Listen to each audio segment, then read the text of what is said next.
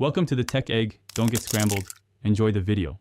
Gather 1 lb mixed fish such as cod and salmon, 2 cups milk, 4 tablespoon butter, 1 lb potatoes, 1/2 cup frozen peas, 1 tsp salt and pepper, and a tablespoon of chopped parsley. Preheat the oven to 400 degrees F and bring the milk to a gentle simmer. Poach the fish in the milk for 6 to 8 minutes until opaque. While the fish cooks, boil the potatoes until fork tender. Then drain and mash with 4 tablespoon butter and 1/3 cup milk until smooth and creamy. Melt 4 tablespoon butter in a saucepan, whisk in 4 tablespoon all-purpose flour, and cook for 1 minute to remove raw taste. Gradually whisk in 2 cups of the reserved poaching milk, bringing the sauce to a gentle simmer and cooking until it thickens, about 3 minutes.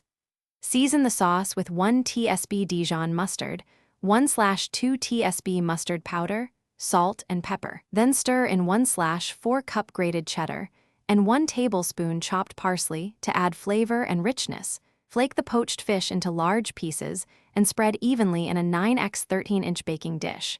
Scatter 1/2 cup frozen peas over the fish and pour the white sauce to fully coat. Spoon the mashed potato topping over the sauce, smoothing it to about 3.5 inches thick at the center, and score the surface with a fork for crisp peaks. Bake at 400 degrees F for 25 to 30 minutes until the top is golden and the filling bubbles at the edges. Then rest for 5 minutes before serving to set the pie. Thanks for watching. Consider subscribing if I helped unscramble your problems.